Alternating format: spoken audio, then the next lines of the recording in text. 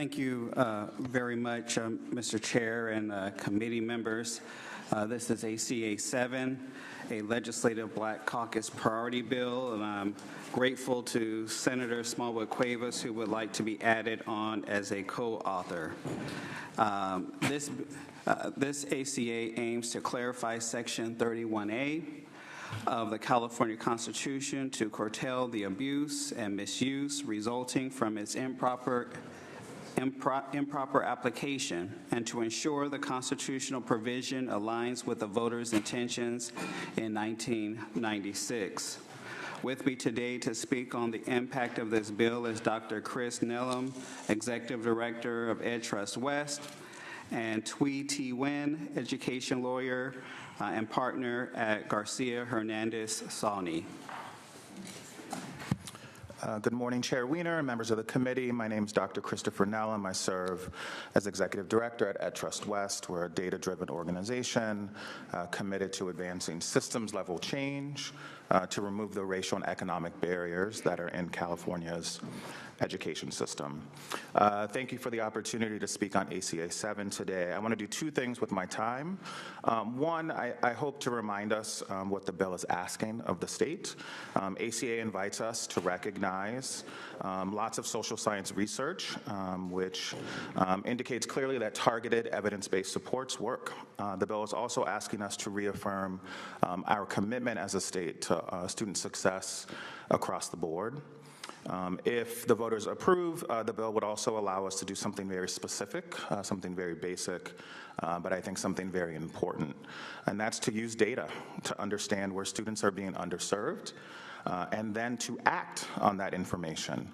It's my belief that that's not political. That's what effective systems do. We ask businesses in all sorts of industries to improve when things are not going well. We ask them to identify what's not working well and focus their resources there, which leads me to a simple point. I think when we refuse to target resources, particularly precious public resources, at best we're being inefficient, and at worst we're neglecting the very people who our state is intended to serve. And so for us at Ed Trust West, ACA 7 is about following the data. The data will tell us where to focus, the data will tell us where to invest, and the data will tell us as a state where change is most urgently needed. And right now, Prop 209 in its current form is preventing us as a state from acting in that evidence data-driven way. I'll just close by saying it's my belief that California has a compelling interest to close these gaps, not only because it's the morally right thing to do, but because many would argue that our economic future depends on closing racial equity gaps. Good morning, Vice Chair and for the Chair, committee members. My name is Thuy Thi Nguyen. I'm an education lawyer with a specialty in equity education. For more than 25 years, I have served as general counsel for several organizations and institutions, including the California Community College State Chancellor's Office. I have also served as a president of a community college. Is the state of California interested in closing the student racial equity gaps so that all students, no matter their background, can succeed? Is that interest compelling enough that Californians are willing to allow and enable educators at their local schools and colleges to have the tools they need to close those gaps? There is a wide range of tool strategies that educators are using to close the racial equity gaps. This set of tools, race neutral, under Prop 209, are being used by our public schools and colleges. These tools address various aspects, characteristics of the students and their individual needs. And then there is this set of tools, race-conscious and race-based tools that are narrowly tailored to address another aspect of racial equity gap, race itself, instead of being blinded by the realities of such gaps, recognizing the need to remedy and reverse the effects of racial isolation, systemic racial barriers. These tools have very clear research evidence significantly narrowing and closing racial student success gaps. These tools are measurable and look at the whole child. There are some courageous leaders among us who feel that it is morally compelling to explore these race-conscious strategies after exhausting all these tools here, and to do so legally without running afoul of the Equal Protection Clause of the U.S. Constitution and its strict scrutiny review, or even Prop 209 of our state constitution. As a California appellate court in American Civil Rights Foundation versus Berkeley Unified School District's integration case stated in its ruling for the school district, not all race-conscious actions are meant to be eliminated by Prop 209. That is why ACA 7 clarifies what is already legally allowed, but educators are too fearful, too unsure to employ. And then ACA 7 amends, sending a clear message, the legislative intent that we want our schools and colleges to use all the tools they know that will work as long as they do so without violating the Equal Protection Clause. Thank you, Assemblymember Jackson, for ACA 7. I am available to answer any questions the committee may have. Okay, is there any other members in the audience? Me Too statement. Identify your name, organization, or your position. Good morning. Carol Gonzalez on behalf of Hispanos Organized for Political Equality. In support, apologies for not submitting the letter in time. The board just approved it last night. Thank you. Good morning. Clara Medina Maya with Californians for Justice in support of ACA 7. Good morning. Dominique Dene with Ed Voice in support. Good morning. Tanisha Herring on behalf of the NAACP California Hawaii State Conference in support. Carl Bingston from the Black Parallel School Board. I support. Raquel Morales on behalf of Ed Trust West in strong support. Also doing a Me Too on behalf of Little Manila Rising, Prismatic Research and Strategy, Californians Together, The Village Method, Black Educator Advocates Network, and Children Now. Okay, I see no other person. Is there any lead opposition witness? Okay, why don't you step over to the desk?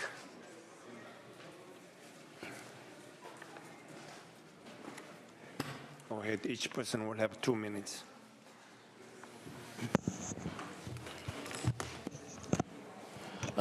Good morning, Senators, and thank you. I am Maimon Schwarzschild, Professor of Law at the University of San Diego, speaking, of course, in my own behalf. I oppose ACA 7. First, a word about some misinformation. ACA 7 is not a clarification of Proposition 209. Rather, excluding public education from its protection, it rips the heart out of Prop 209.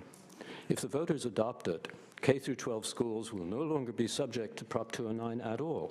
For example, race preferences and admissions to gifted and talented programs and schools will no longer be prohibited by it.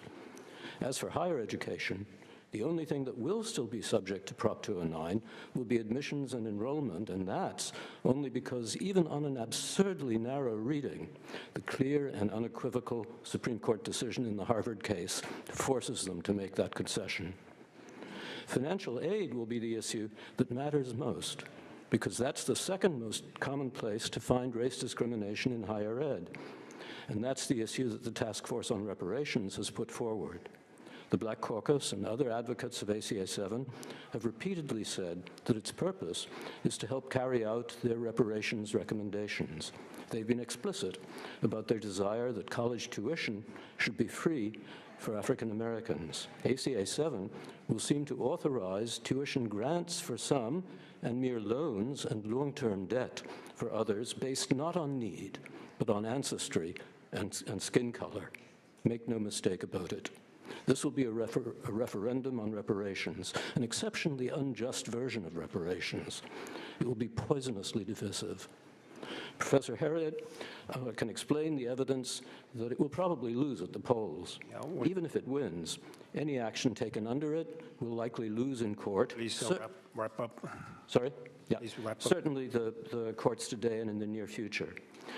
While the Harvard case was about college admissions, the Supreme Court made it clear that it will apply broadly. I'm quoting here, eliminating race discrimination means eliminating all of it. I urge you to think again about moving forward with this, especially at this time. I'll be happy to answer any questions, and I thank you for hearing us. Okay, next person, also you have 2 minutes. Thank you. I'm Gail Harriet, a law professor emerita at the University of San Diego.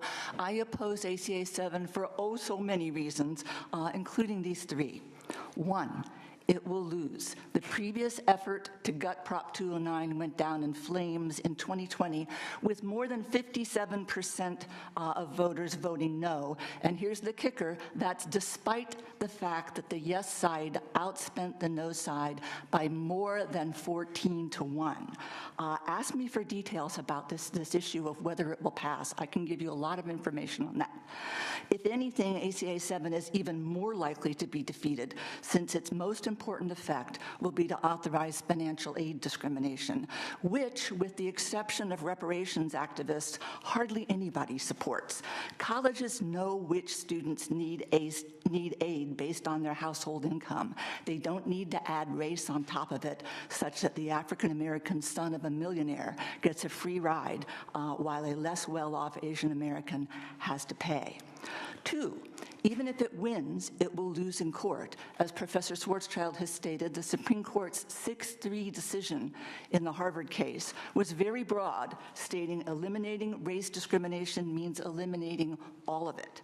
3, when this bill was introduced, the plan was to put it on this year's ballot, but it has since been amended to hold the election in 2028. Thus, it is completely unnecessary to make such a momentous decision 2 years ahead of time. The original plan would have been extremely ill-advised right in the middle of the Trump administration. The Justice Department would have instantly instituted a compliance investigation and could have cut off the UC's and Cal State University's federal funding, potentially costing billions of dollars. As amended, it's only marginally less terrible. Trump will still be there for 2 more months, and more importantly, we don't know who the next president of the United States will be. DeSantis, Rubio, Vance. If it is, it could again cost our schools billions. The only thing ACA 7 supporters are likely to get out of this divisive campaign is a couple of political and legal precedents not to their sponsors' liking. And it's a potential fiscal catastrophe. Please wrap up. I can wrap up, yeah. The last thing that California needs, whether they support ACA 7 in substance or not, is a divisive campaign that will ultimately be futile. I urge you to reject ACA 7. Any audience also in opposition, you can step forward, express your position.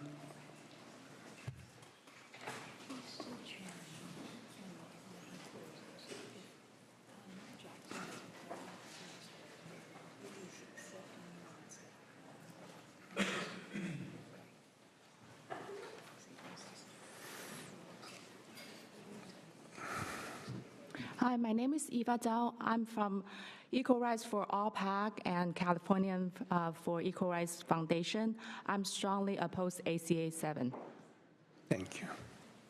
My name is Christine Yin. I am a concerned citizen of California, and I strongly oppose ACA 7. My name is Li Taoyin.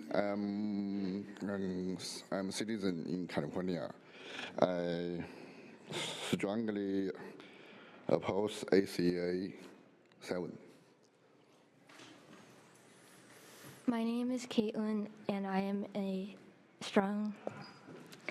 citizen of supporting. Okay, you are opposing, yeah. Yeah, I have strongly opposed ACA 7. My name is Xueli Mendel. I'm a California voter. I'm strongly opposed ACA 7.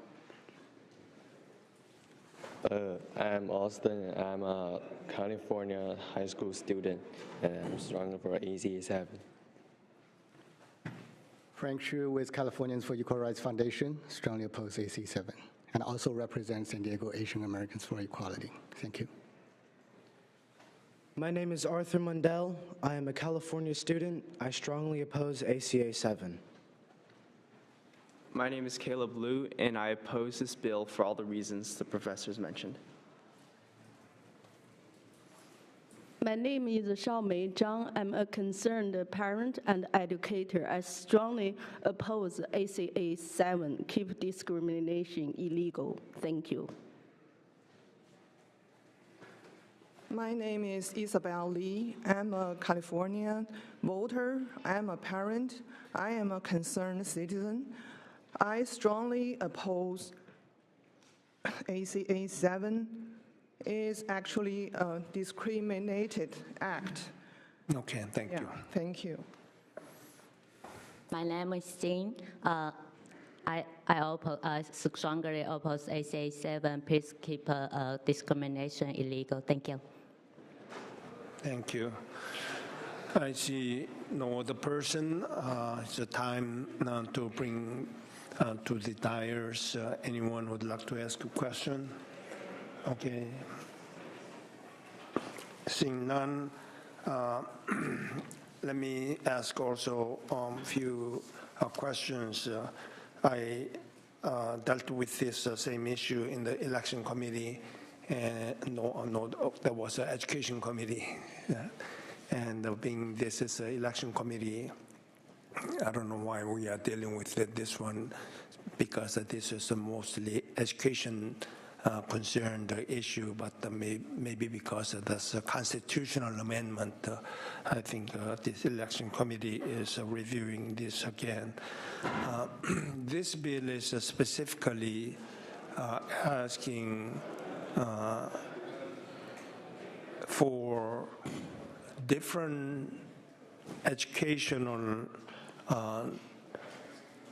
teaching methodology based upon race, ethnic group. Why are you? It does much more than that. Yeah, it's much more than that. However, basically, this is concerned about inequity in education based upon the racial background, right? So now, this amendment, ACA 7, is asking for constitutional amendment. My basic question is that treating even teaching methodology differently based upon racial background and ethnic background. Proposition 209 was approved by California voters in 1996, and Proposition 16, which would have attempted to repeal 209, was rejected by the voters 2020. Because voters thought the ACA 7 is, to me, none other than similar to Proposition 16, to treat the racial background as a special character, and in the classroom, the treatment of a teaching methodology shall be different. And then I stated many times in the Education Committee that equal rights for any social background, the racial background is so important, and this country has been striving to achieve that so hard. And now this amendment is trying to dismantle that the principle. That bothers me a lot, because as a minority member myself, based upon my background, my ethnicity, this will treat me differently. I don't know whether they'll be positively treating me, my children, my grandchildren, or negatively.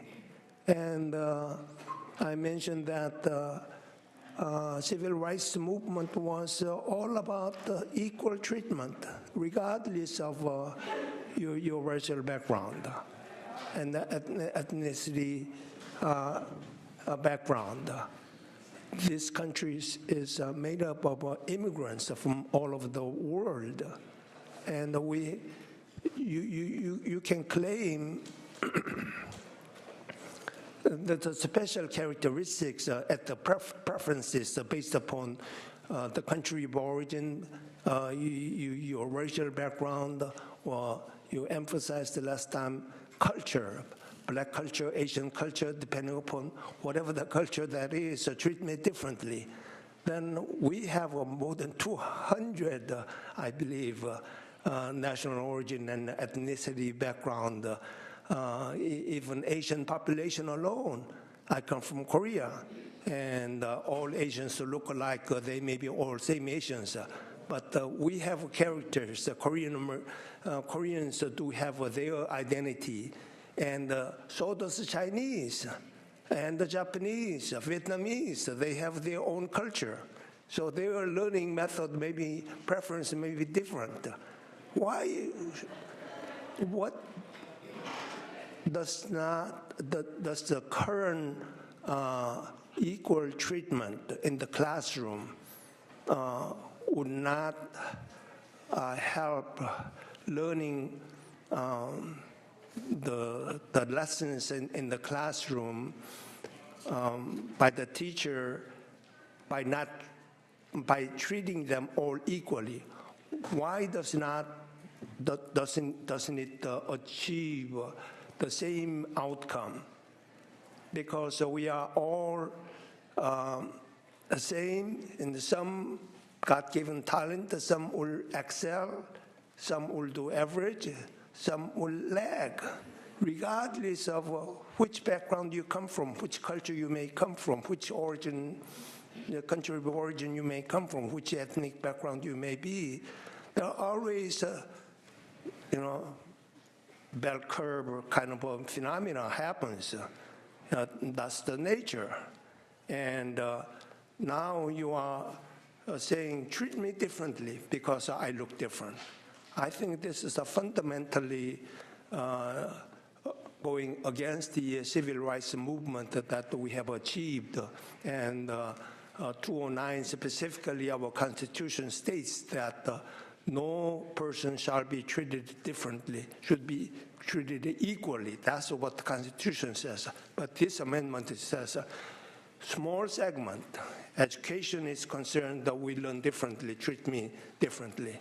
But other than black caucus demand, no other caucus, no other racial caucuses are demanding that. How can you justify your ACA 7? Senator, indeed.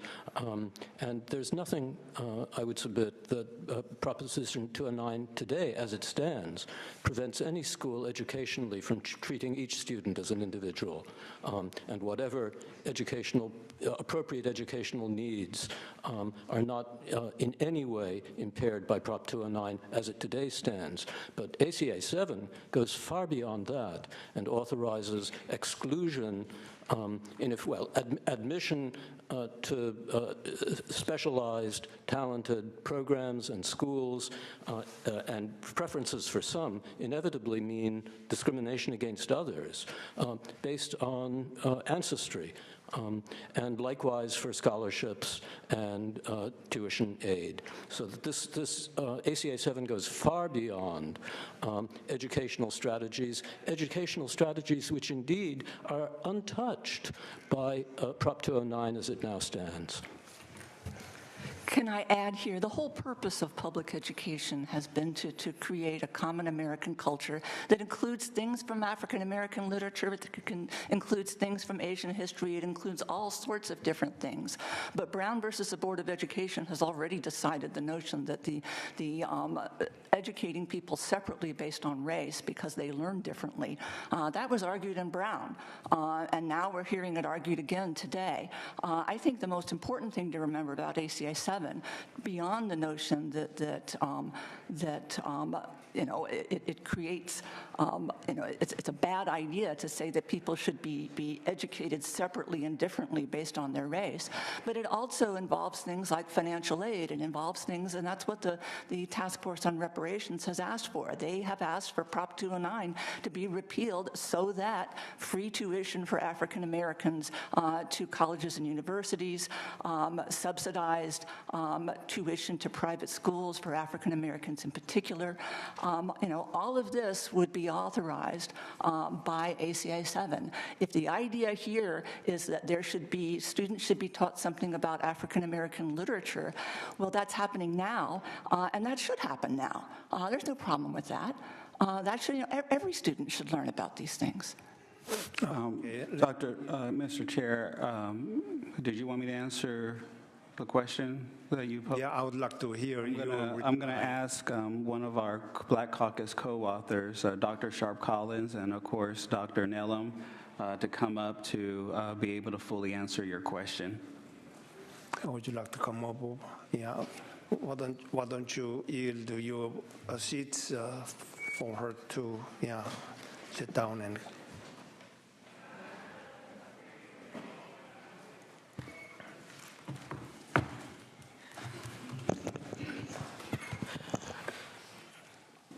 All right. Thank you. I'm Assembly Member Dr. Lachey Sharp Collins, proud co-author of this bill.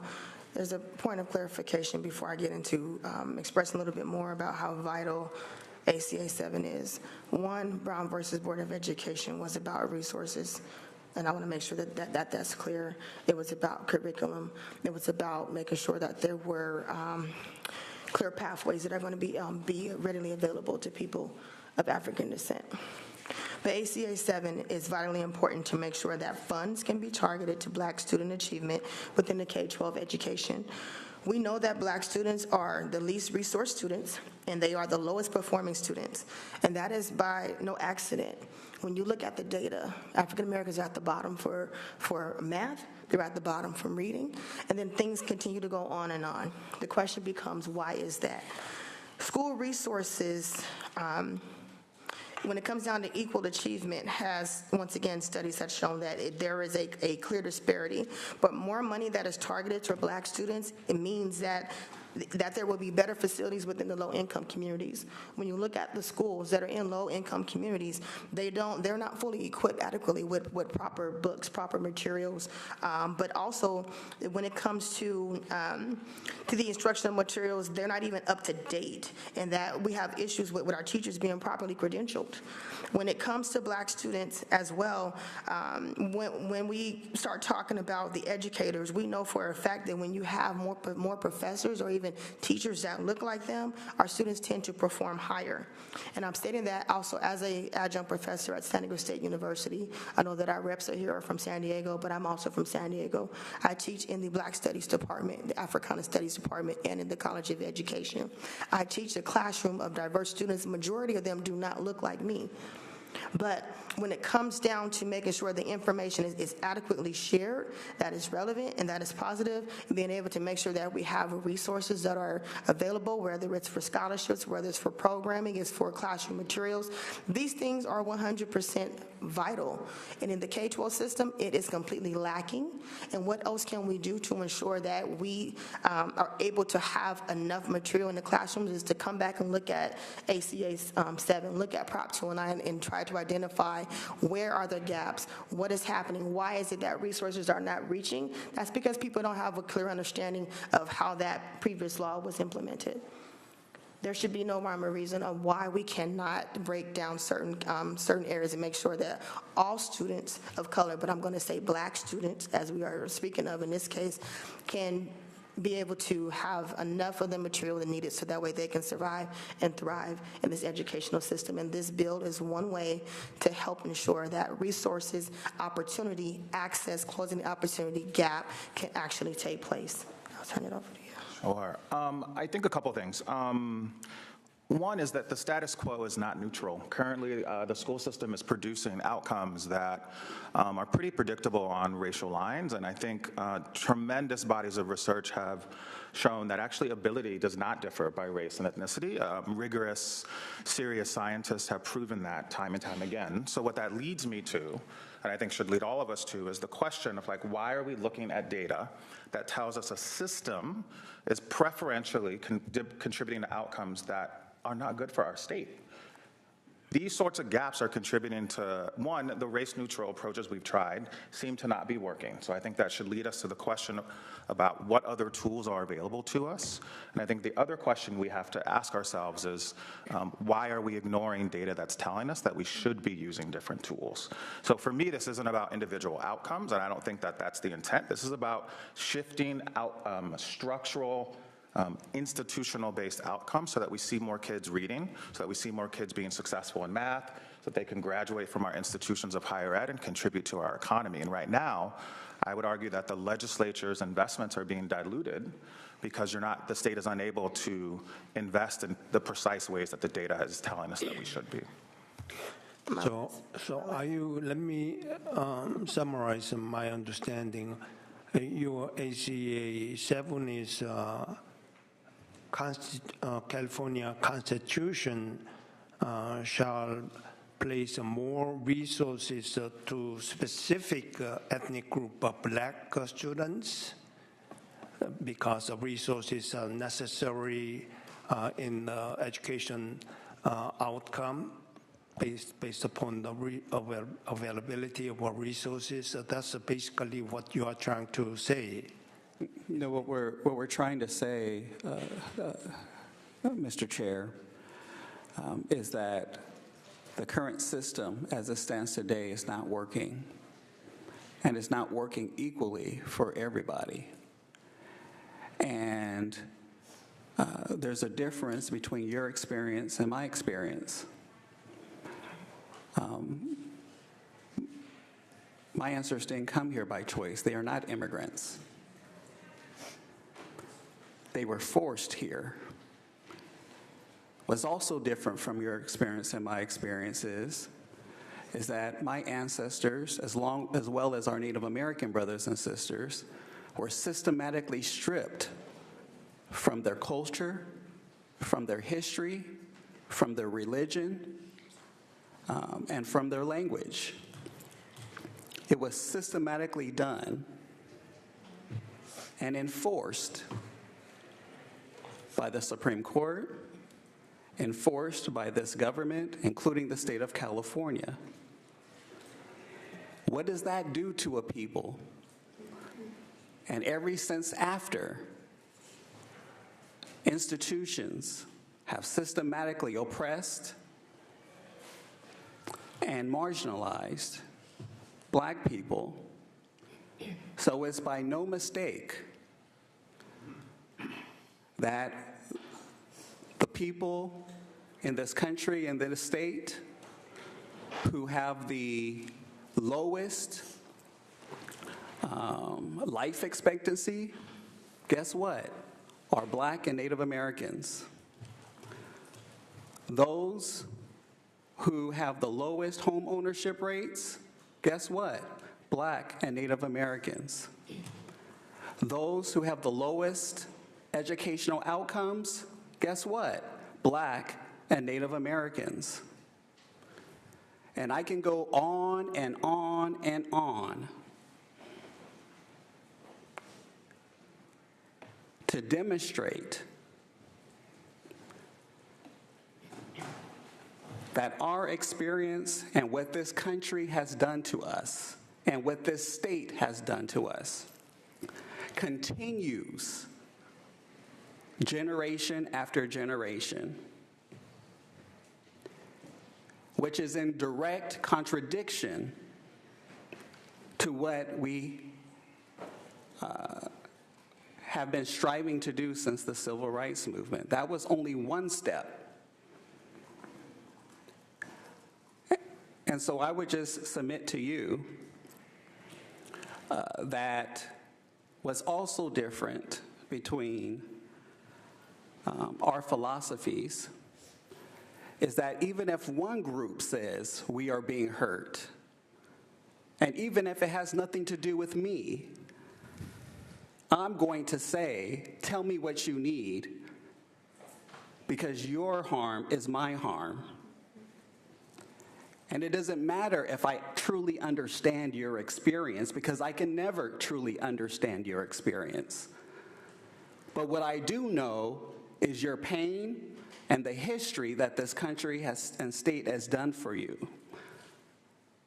And so all we're saying is the Black Caucus is making this a priority, not on mistake, not because this is something we like to do. What we're saying is that we're being harmed, our children are being harmed, and you may not fully understand it. But what we are asking you to do is to support it, and our word is, and there's many laws on the book, will prevent any other harms that would be done, or what these boogeyman scenarios would be done. That is not our intention. And that's what our laws are for, and that's what our courts are for. And so we would just simply say that we know you don't understand. We don't expect you to understand, and thank God you don't understand, because we wouldn't want this experience to be put on anyone in this world. Okay, thank you for your position. Can I please? Let me respond first. I do know the Black history, dark history in America here, but through the ages of effort, the dark age is over, thankfully. And as Asian American. Says who? Yeah. I'm sorry? Says who this age is over? This is a bunch of Black folks right here who are telling you, and you're trying to tell us what's over? On the Constitution of the United States, California Constitution specifically states that no person shall be treated. And what we're saying is we don't care what the Constitution says. What we're saying is we live it every day, and the words have not fully been realized. And we are here to ensure that the words are fully realized. Again, don't try to explain our experience. Don't try to explain what is happening to us. If you want to oppose it for your own ideological purposes, just oppose it. But what you're doing right now is immoral, it is unjust, and I suggest that you just allow us to close. I don't understand. One second. Let me state my position. As a minority myself in this country, equal treatment is a very, very important asset of this country. And by the law, we have now such a protection. But what I don't understand is that since I'm different, treat me differently, and trying to make it unequal justice based upon racial background. For example, then each ethnic group, some particular ethnic groups such as Chinese people, when they came here, Chinese Exclusion Act, and the Japanese people, when they were unequally treated, unfairly treated by the internment camps. and they got hurt too. And any other Hispanic groups or the Filipinos, they can say their own experiences. This country is a melting pot of different racial backgrounds, cultures by the open immigration. So we are trying to find our rights for depending on no matter what kind of a background you may have or racial background you have. I am trying to protect the equal treatment spirit that is inscribed in our law. But here, by changing the basic principle, you are trying to go backwards, saying that I'm different, treat me differently. And the school segregation issue was a very, very important for black people. And then many ages of a struggle to achieve that gap, that not to treat differently, segregate. We are equal, treat me in the same as you are, and allow us, our children, to be in the same segregated, not segregated, in the mixed classrooms. But now you are trying to change that backwards. So that's what I don't understand. If I may, Mr. Chair, have a moment. You know, I was trying to solve the issue because the author misunderstands my approach, my question. That's the reason. And then after that, you'll have plenty of time. Senator, do you have something to say about? Was not planning on coming up here today. Going to let Assemblymember Jackson do this, but I feel compelled to speak as chair of the California Legislative Black Caucus. There are a couple of things that have really disturbed me today. I would like anyone to point out in the language where it specifically highlights black people. Show me in the language where it talks about giving preferential treatment to those of African descent. Just because it is being championed by the California Legislative Black Caucus does not mean that we are here fighting for ourselves and only ourselves.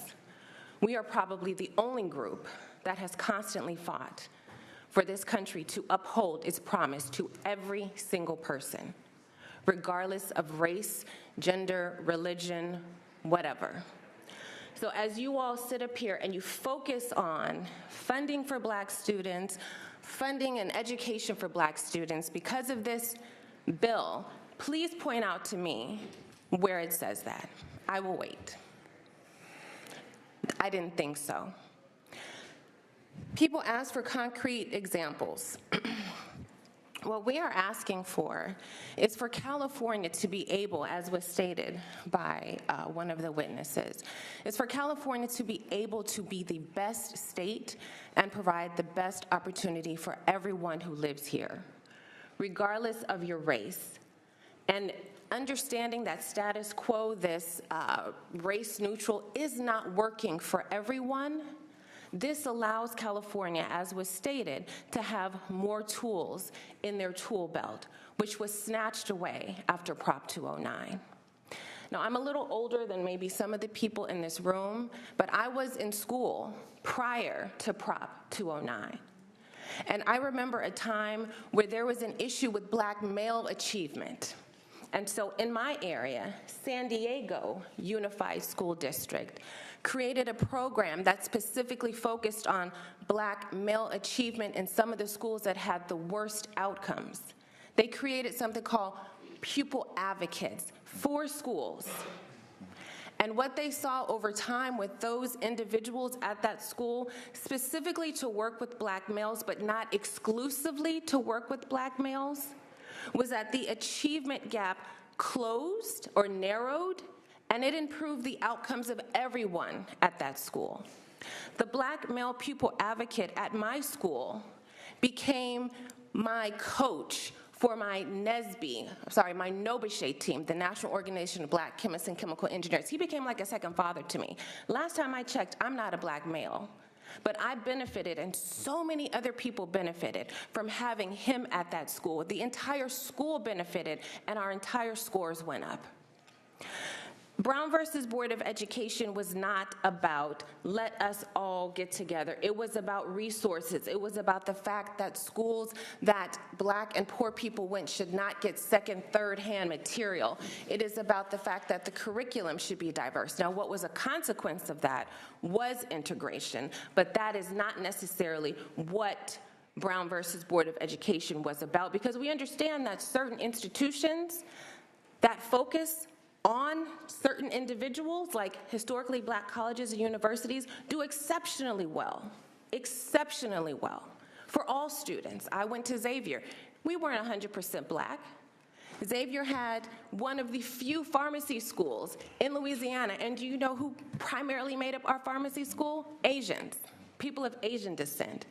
But it is a school that is a historically black college and university that does well for black students, but all students that are there. And I will tell you what the damage has done with Prop 209 is that when I started here in the Assembly, I had a bill, AB 2774, because we know that we have LCFF funding that we give to certain groups, but we still have some disparities. And so it was going to also do a different classification for the lowest performing subgroup based on race, whether it was black, whether it was Asian, whether it was Latino, and we could not get that through because of the concern of Prop 209.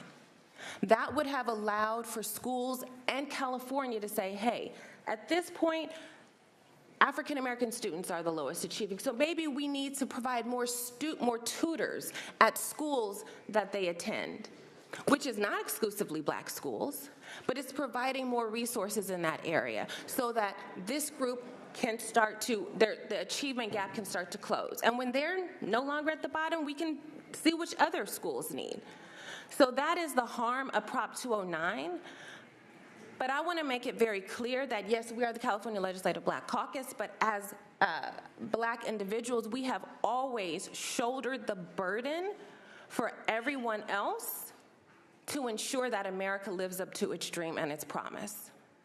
This is not just about black people. This is about allowing California to have as many tools in their toolbox as they can so that we as a state can get better, and that our children, all of our children, regardless of your race, can be successful in their future.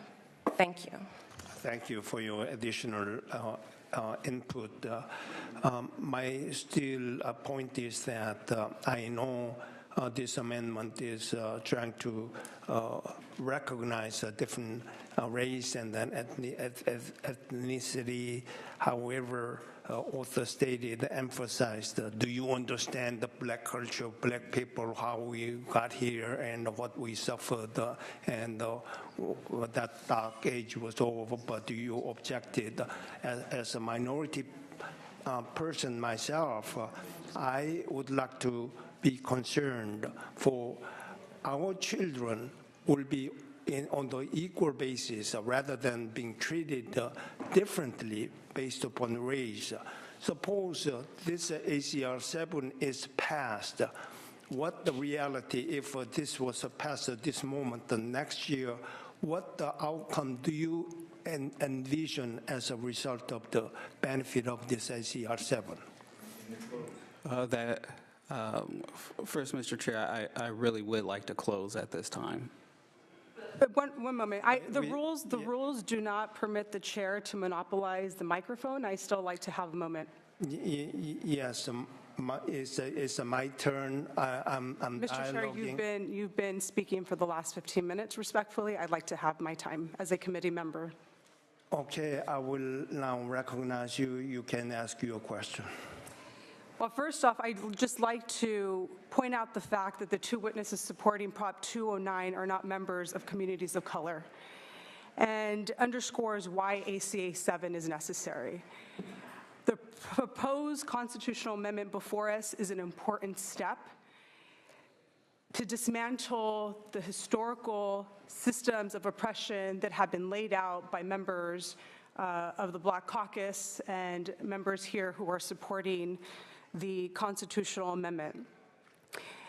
I was proud to vote in support of ACA 5 Weber, and I am proud to stand in strong support of ACA 7 today and stand with the Black Caucus and all those supporting, especially as a former member of the Latino Caucus, as a former chair of the Latino Caucus, and like to just ensure that my voice is added to the reasons why it is so important to move this bill now and how necessary it is. Okay, any other? Senator Allen, do you have any comments? Well, I'll just say, when I first saw the bill, I thought, oh gosh, we're going to go back to another big ballot fight that's similar to what was done before. But I of course, saw that, which you know, I supported the last ACA, but this is much more carefully crafted, and I think it's not fair to cast it in the same light. It's really focusing on the ability to do certain kinds of programs that can make a difference for disadvantaged kids from communities of color in various educational settings without impacting things like higher ed admissions and other issues that have proven incredibly contentious. So I recognize the, you know, the fact that you know, this is in some of the same space of some of those discussions and how contentious those discussions are. But I think this has been really carefully crafted, and I'm very happy to support it today. Okay. Assemblymember Jackson, would you like to close? I would like to thank my colleagues of the Black Caucus. I would like to thank my witnesses. I would like to thank senators that are in support of. I would like to thank my senator, who represents me here in the legislature as well. At the end of the day, we have got to make sure that the U.S. and California's Constitution is fully realized for everybody. And ACA 7 will help us to move just one more step forward. So with that, respectfully ask for an aye vote. Thank you.